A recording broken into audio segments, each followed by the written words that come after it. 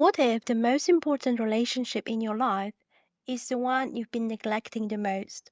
No, I'm not talking about your partner, your mentor, or your investor. I'm talking about you. In a world obsessed with swipes, matches, and chasing the next big thing, today's episode is a rebellion. We're diving into why self dating might just be the most radical, healing, and game changing move you'll make in your personal and entrepreneurial life. Hi, I'm Joanna Trojak, a product manager and consultant helping founders create user-centric products and self-sustaining startups. I'm also the founder of Heart Renew, a self-dating app built from everything I had to learn and rebuild as a founder. In our last episode, we dove deep into the concept of building in public and explored my journey creating a self-dating app. Today, I want to take a step back and talk about the core philosophy behind this app, the radical concept of self-dating, and why it might just be the ultimate glow-up for our generation. It's 2025. We swiped, we ghosted, situationshipped, and spiraled through enough romantic chaos to make anyone question, is that it? And somewhere in that exhaustion, something new and honestly way overdue has been rising. Self-dating, self-love, a radical relationship with yourself. But we're not talking about the surface level, take yourself to brunch kind of self-care. We're talking about real, intentional, heart-opening time with you. And honestly, it's kind of the ultimate glow-up. So grab your coffee, get comfortable, and let's explore why falling in love with yourself might be the most revolutionary thing you can do, both personally and professionally.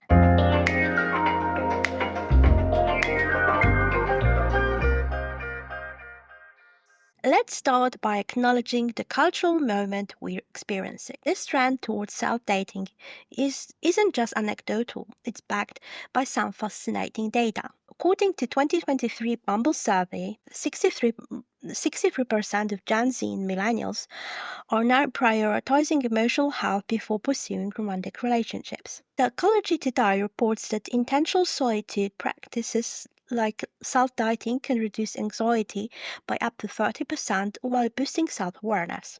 But let me share a personal story that really brought this concept home for me.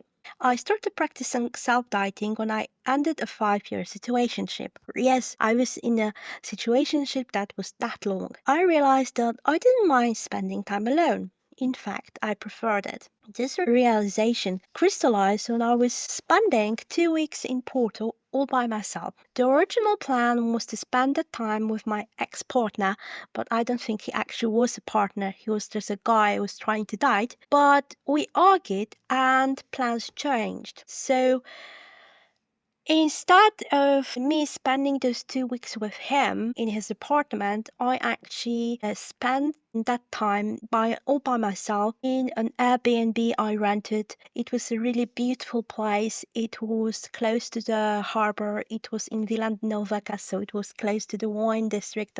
And I had a view for the ocean and for the river, and it was just beautiful and so serene. And instead of wallowing, I took myself to museums. I did long lunches in restaurants where I ordered bacalhau, porter wine, and dessert. I took myself to fado nights and enjoyed even more bacalhau all by myself. I even joked during one of those nights when I was actually surrounded by couples that I got all the bacalhau for myself and they had to share it between themselves. So it was a really nice 2 weeks and I really enjoyed that time. And here's the thing, I felt better during those solo dates than I ever did with the person I was trying to date. I laughed more, I was joking with a waiter, I was practicing my Portuguese, I was happy and calm. That was my light bulb moment. I wasn't just killing time or making the best of a bad situation. I was genuinely enjoying my own company in a way I hadn't experienced before. And I had time to think about the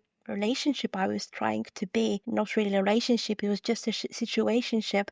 But nevertheless, I thought about it long during my walks, during my time in the museum when I was completely alone in that museum because nobody was there at that time around noon. So I was completely alone and I had time to think. And I've realized that I shouldn't be in this thing because at that time I called it a thing, and I would be much better off by being alone than with this person that didn't actually value me. Let's zoom out for a second and look at what our generation is dealing with. We're overstimulated but emotionally undernourished. We consume endless content but struggle to connect with our own thoughts and feelings. Chronically online but disconnected from ourselves. We know what's happening in everyone else's life, but we struggle to check in with our own emotional state. Swiping for validation more than for real connection. Dating apps have gamified romance in a way that often leaves us feeling empty rather than fulfilled. And so the idea of turning inward, not out of loneliness but on purpose, feels like rebellion. A soft, healing rebellion against a culture that teaches us to constantly seek external validation. And the data supports this cultural shift. The Pew Research Center found that more adults are choosing to stay single longer than ever before. Meanwhile, a Harvard study on adult development spanning over 80 years concluded that self-connection and emotional regulation are stronger predictors of long-term happiness than romantic relationships. Think about it for a moment. 8 years of research. The conclusion is that your relationship with yourself is the foundation for everything. That's powerful. It's your foundation for your happiness in romantic relationships because you know yourself better. It's the foundation for the happiness in your career or your entrepreneurial journey because also you know yourself better. You know what you like, what would you like to do, what is your talent, what is your currency, and you can actually make decisions based on that, not what anybody else is saying. Before we go further, let me clarify what self-doubting is and what it isn't, because I think there are some misconceptions floating around. Here's what self-dating is not. Just another productivity hack to optimize your time. A cute excuse to eat chocolate alone and call it self-care. A placeholder activity until you find someone. Here's what it is. A conscious practice of choosing yourself first, an act of emotional reparenting and self-attunement, a new foundation for all relationship going forward. This distinction is crucial because it's the difference between genuine self-development and performative self-care. One creates lasting change, the other is just an Instagram content. Let's dive into the psychology here because understanding the why behind self-dating makes it much more than just trendy concept. We wired for connection, and that's why dating apps and dating it was invented because we crave connections with other people. We want to be loved, we want to love, and that's completely okay. But we're also wired for self-reflection, autonomy, and inner safety. Attachment theory research shows that secure attachment begins with self-regulation and internal validation, saying to yourself that you see, maybe my life is not exactly as I imagined it to be, but that's okay. I am okay no matter if someone says that I'm okay. And I can actually understand my emotions. I can understand why I feel anger, why I feel sadness, why I'm happy, because I know where it's come from. Dr. Nicole Lapierre, known as the holistic psychologist, calls this reparenting, the conscious act of giving yourself the attention, validation, and celebration you might have missed in childhood. This isn't about blaming your parents or dwelling on the past. It's about taking responsibility for meeting your own emotional needs as an adult. Self-dating helps regulate several key areas. First, anxious attachment patterns. When you're not constantly waiting for someone else's attention or validation, you develop internal security. You stop checking your phone obsessively or overanalyzing every interaction. You just say, I don't actually care if this person calls me because I am there for myself. I am okay. And maybe this person is just busy. Maybe they have a tough day at work. Maybe, I don't know, something happens with their parents or they have a problem. It doesn't necessarily mean that they don't like me. Second, low self-worth. Instead of begging for external validation, you learn to give yourself what you've been seeking from others. This doesn't happen overnight, but with practice, it becomes natural. So while you start to doing it, you start to realize that you can be proud of yourself no matter if other people are actually proud of you. For instance, in my case, when I started my first company, I was constantly seeking this external validation. I was constantly chasing metrics. I was constantly changing downloads. And guess what happened? That company didn't work. But right now, when I actually released my first app, and to be honest, it's a prototype, and prototypes, they don't usually work as intended. And that's okay, that's a fact. And I said to myself that I don't want to have like 1,000 users overnight. I just want to have a few of them. Some people did actually give me feedback. Like recently, a person told me that they don't understand this app. And I said, okay, thank you for that feedback. Maybe I should do some sort of onboarding. And we started to discuss this. And in my previous iteration, so to speak, I would just be, oh my god, this person doesn't like this app, they don't like me, and I can't do anything about it. I decided that that's okay. I'm really happy someone actually took that time and actually decided to try it, and saying that they don't understand it, they don't know how to use this app. It's completely normal feedback that I can do something about it. Third, decision fatigue. Dating yourself teaches you what you actually enjoy, not what you think you should enjoy or what others expect you to like. This clarity extends far beyond personal preferences into major life decisions. So, for instance, as I said, when I was actually in Porto, I was kind of dating myself and taking myself to a lunch or dinner even. And because I was there alone, I could choose something that I actually liked. When I was with other people, I was actually trying not to eat so much and to kind of not show what I actually like. And when I decided that here I I'm alone in this restaurant, because usually at that time when I was going to that lunch, nobody was there. So I'm alone in this restaurant. I can try whatever I want. I can decide what kind of wine I would like with this dish. I can decide whether I want a dessert, whether I want to pamper myself. I will decide how much time I will spend there. And that was actually my decisions, that was mine to make, and it's okay. And I've noticed that recently I started to make decisions not based on what other people think, but actually based on my internal landscape. What did I want? What did I like? What did I prefer? And saying that, it's my life and I am making this decision, and I'm supposed to be happy. I'm supposed to be content with myself, and I can actually make that decision. It's like emotional reps at the gym. Every solo diet, journaling ritual, or self-celebration moment builds internal safety and clarity. And when you have that foundation, you stop settling, you start attracting differently. You show up rooted. A 2022 study in the Journal of Positive Psychology found that people who practice intentional solitude for just 20 minutes daily reported 40% higher emotional regulation skills and 35% lower people-pleasing tendencies. That's significant change from a relatively small daily practice. Now let's get practical. How do you actually date yourself without it feeling forced or cringe? I've developed a framework that I've been living by and building into the app I'm creating. First, create ritual, not just routine. Self-dating isn't just about bubble baths or small solo meals. As I said, I did it because I like it, and I never spent time eating while alone, so that's why I decided to do it. But whatever you do, whatever you like, if it's actually that solo meal or a bubble bath or just, sitting on your armchair and not doing anything, it's all about intentionality. The difference between routine and ritual is consciousness. Light a candle, play a specific playlist, dress up for yourself if you want to, make it sacred.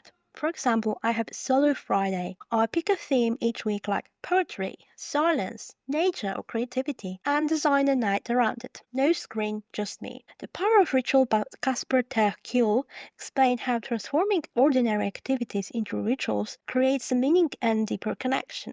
Research from the University of Toronto found that ritualized behavior increased feelings of control and reduced anxiety by up to 35%. Second step, ask yourself questions you usually save for dates. Instead of asking a stranger about their childhood wounds or love language, ask yourself, what triggers me and why? What kind of intimacy do I actually want? When do I feel most alive? What patterns do I keep repeating in relationships? Another pro tip, journal it out, or better yet, voice note your answers. Self-reflection is sexy, and hearing your own voice articulate your thoughts creates a different kind of connection than just writing. I remember when I first started recording videos, I wasn't even thinking about the podcast, but I started to do videos for TikTok, for Instagram. It was my first company, and I thought that my voice is strange when I was actually listening to it and not actually speaking. I was just trying to edit my video. And it was so strange because I was thinking that I sound completely different to other people than I sound to myself. And I was like, who is this person? And I was like, I really hate that voice. It's so strange. It's so, she lisps. She has this strange accent that is a mix of Polish accent and British accent and American accent and Northern English accent. That's a really nice voice. It's really interesting. And okay, so this is how I sound to other people. And yeah, no wonder they are sometimes confused and ask me if I'm British. I don't sound Polish, but of course it's okay. And yeah, I was actually looking myself from a completely different perspective by actually doing that intentional work of actually recording myself talking, speaking to you, talking about my story. I've realized that I haven't known myself in that way because obviously I couldn't because I don't hear my voice like other people hear it. Anyway, according to research published in Frontiers in Psychology, self-directed questions activate different neural paths than casual thinking, leading to greater self-awareness and emotional growth. The Science of Self-Awareness by Dr. Tasha Eric shows that only 10 to 15% of people are truly self-aware, despite 95% believing they are. This suggests that most of us have significant room for growth in this area. Step 3. Take yourself somewhere new. Not just physically, mentally or emotionally. Push past your comfort zone. Try a dance class solo. Go to the movies alone and cry with zero shame. Talk a soul trip with zero plans. Hard but healing. Attend a lecture or workshop on a topic you know nothing about. Self-dating is where adventure meets healing. The concept of comfort zone expansion has solid science behind it. Yale University researchers found that regularly exposing yourself to new experiences increases neuroplasticity and reduces anxiety sensitivity. Meanwhile, solo travel statistics show that 80% of those who travel alone report increased self-confidence and clarity about their life choices. Step 4. Celebrate tiny wins like they're big. Romantic partners celebrate us all the time, or at least good ones do. So why don't we do that for ourselves? Every Sunday I write down 3 wins from the week and then celebrate them. Buy yourself flowers, just like in the song, cook that special meal, toast to your own growth. Or maybe just watch a new Netflix TV series you wanted to try and it is your moment of celebration because, okay, I worked so hard. I tried to do this and it didn't work out, but that's okay. This is my time for rest. Psychologist Rick Hanson calls this taking in the good. Practice that literally rewires neural pathways toward positivity and resilience. Research in positive psychology shows that celebrating small wins increases dopamine production, improving motivation and mood more effectively than waiting for major achievements. And to be honest, my personal take that even if those big achievements come to you, And for a moment, you are so proud of yourself. Okay, I did this. For instance, in my case, I was really happy when I got the message that actually I got that EU funding. I got my first million. And it's a funny story because it was shortly before Christmas, so I usually laugh about it that I got my first million under the Christmas tree. And I was so happy and I was like, oh, I'm so proud of myself. But then this happiness just was quickly gone because I've realized that, oh my God, I have to start this company. I have to hire some people. I have to have a plan. And there's so many decisions. And I don't think I'm ready for that. And I've realized that I'm actually not happy about it. It's a major burden for me. So my point is that those major milestones that you're happy about and those moments when you think, oh, I'm so great, I'm so amazing, they are fleeting because something happens to it's something major, you're proud of yourself, and then you're not so proud of yourself. You understand that it is huge and you start to worry. So why not practicing your attitude towards those achievements by doing something smaller, like practicing something like, okay, maybe I got up from my bed earlier this time and I'm so proud of myself because it's been hard. And I think that showed that actually I can do that. Or maybe you can say to yourself, okay, I finished all my tasks and I actually don't have any trailing tasks for the next day. I finished everything, and that's okay. And I'm so proud of myself because I managed my time in a good way. So you can actually practice with those small moments, and you can just say that even if it's not big and maybe not worth celebrating, you should actually celebrate that. Now you might be wondering, what does this have to do with startups and entrepreneurship? The connection is profound, and it goes back to everything we've discussed in previous episode about my first startup failure. Remember how I was a flag in the wind, constantly swayed by others' opinions? That happened because I didn't have a strong relationship with myself. I didn't trust my own intuition or know my own value deeply enough to stand firm when others tried to influence my decisions. I didn't have the language to actually talk to people about what I want. I didn't have that confidence. I was thinking that, okay, this person is older than me, supposedly experienced. They probably know better than me. I'm just a beginner. I just started my first company. I just graduated university.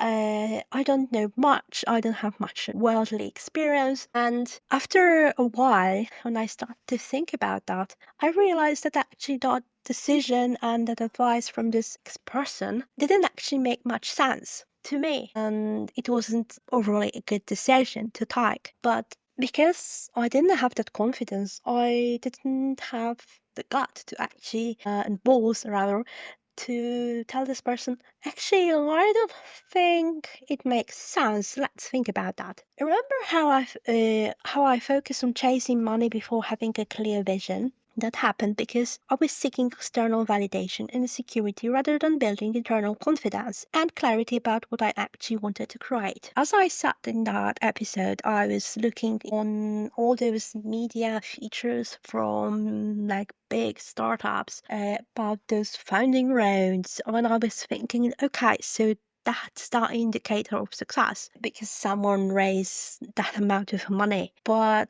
to be honest, it's not actually the indicator of success. Take, for instance, the Builder AI, the current scandal that is probably as big as Theranos. They raised money, so in a way they were successful. But as it turned right now, they actually didn't have the AI. They had just a team of engineers that they were writing that code, and actually they also misrepresented the revenue. So yeah, they were actually trying to desperately to succeed, and in some way they did because like Microsoft invested in them and other big companies. So yeah, in a way they were successful. successful in rising. But yeah, they just filed for bankruptcy despite raising those millions. And it's not actually a success. Now it's just a scandal, something that people discuss as a cautionary tale or they laugh about it. So it's not actually a success. Remember how I made poor hiring decisions and got burned out trying to manage people? That happened because I didn't know how to set boundaries or trust my own judgment about character and capability. Again, I wasn't confident enough to actually say that this is how I work, this is how we do things, this is our internal process, and this is the person I actually need. I didn't have that confidence. I didn't have that experience, and I wasn't confident enough to actually admit that I wasn't confident enough. I know that this is like a kind of a tautology, but I think that it takes enormous balls to actually admit that you don't know this thing and you don't know what to do, but you want to try it. You want to find out. But I think that takes enormous courage. Now I was thinking that yeah, I should pretend that I know everything. All of these business mistakes stem from a fundamental lack of self-knowledge and self-trust. If I had been practicing self-dieting, really getting to know myself, celebrating my wins, trusting my own instincts, I would have been a much stronger founder. Self-dating as an entrepreneur means trusting your vision even when others don't get it, setting boundaries with investors, advisors, or team members, making decisions from a place of internal clarity rather than external pressure, celebrating progress and learning from setbacks without losing your center. The most successful entrepreneurs I know have a strong sense of self. They know their values, they trust their instincts, and they don't need constant external validation to move forward. That's what self-dating builds. I didn't think I was going to talk all this without connecting it to the startup, right? The self-dating app I'm building isn't just about gamifying self-care or making soul time Instagrammable. It's about creating a digital space that encourages you to build relationship you've been avoiding. The one with yourself. The app focuses on emotional check-ins that meet you where you are, not where you think you should be. We're building technology that honors the full spectrum of human emotions, not just the positive ones. You also can write letters to the future you to explore your inner world with the same curiosity and attention you might have give to getting to know a new romantic partner. I know that people used to write letters to their loved ones. I think it was a really nice thing because you actually had to take your time, actually had to think what you want to say, and actually it wasn't instant like an email or a text when you actually type something and then this person gets it and they respond to it maybe immediately, maybe in a few hours. You actually have to wait for a response. And also curated solar experiences that make growth feel playful rather than like homework, because personal development shouldn't feel like a chore. Also, we are planning a community of people who are also prioritizing the relationship with themselves, create a supportive environment for this kind of growth. MIT Technology Review reports that mental wellness apps focus on self-relationship rather than just meditation or sleep have seen a 300% growth since 2020. Meanwhile, venture funding for emotional intelligence startups has increased by 48% year over year, showing that investors recognize this fundamental shift in how we approach well-being. This isn't just a trend, it's a market response to a real human need that hasn't been adequately addressed by existing solutions. Self-dating represents a cultural correction that's been a long time coming. For too long, we centered love around someone else completing us, around finding the one, around waiting for external validation. But here's the thing, you're not a half waiting for a whole, you're already whole. Self-dating just reminds you of that over and over again. This movement is about more than just solo dinners or candlelit. It's about reprogramming a culture that taught us to outsource our worth. It's about reclaiming agency over our emotional lives and our sense of self. The cultural shift is backed by changing demographics. New research shows that 50% of adults now prioritize personal growth before seeking romantic partnerships, from 30% a decade ago. Dr. Brienne Brown's research demonstrates self-connection is the foundation of authentic relationships with others, not an alternative to them. This isn't anti-relationships. It's pro-you, because when you love yourself deeply, widely, and honestly, you rise to the standard for every other relationships in your life. As RuPaul famously says, if you don't love yourself, how the hell are you going to love somebody else? Let me share some fascinating research that supports the self-dating movement. The Greater Good Science Center at UC Berkeley found that people who practice self-compassion recover from rejection and heartbreak 60% faster than those who don't.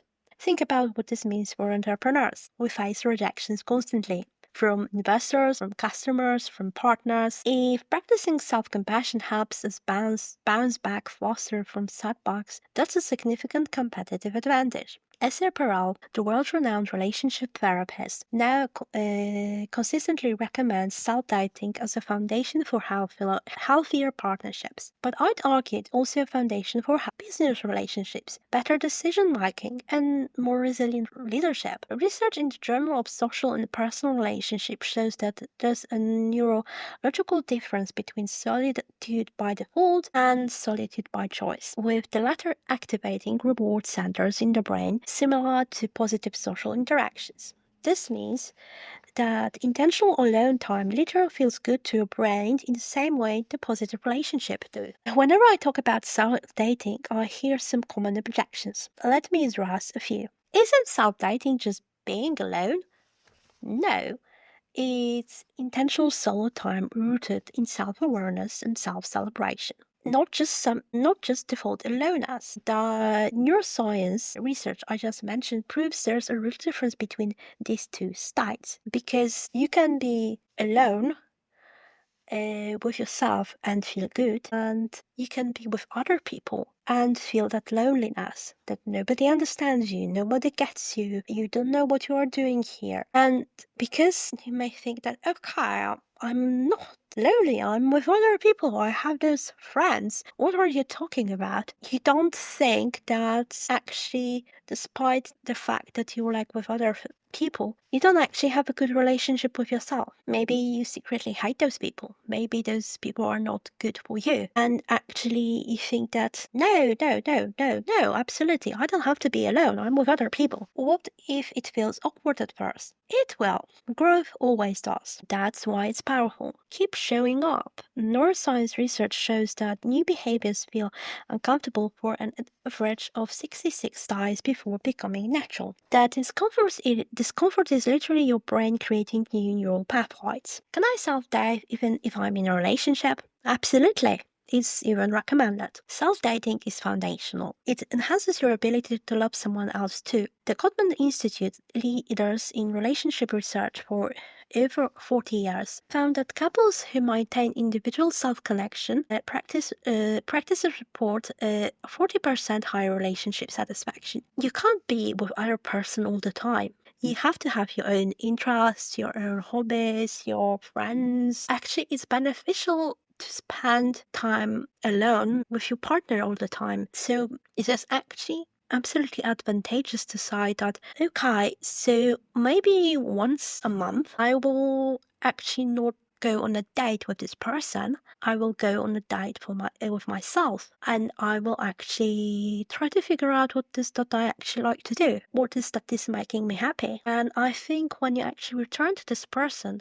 you're actually happier because you have a better knowledge about yourself. Isn't this just selfish? This is perhaps the most important objection to address. Self-dating isn't selfish, it's self-responsible. When you take care of your own emotional needs, you show up better for everyone else in your life. You visibly happier. You become less needy, less reactive, and more generous because you're operating from a place of fullness rather than emptiness. Here's what I've observed in my own life and in the lives of others who practice self-dating.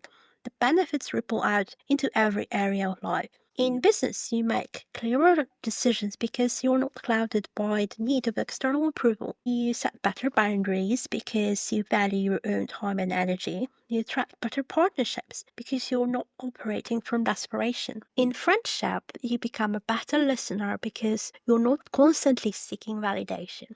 You're more supportive because you're not competing for attention.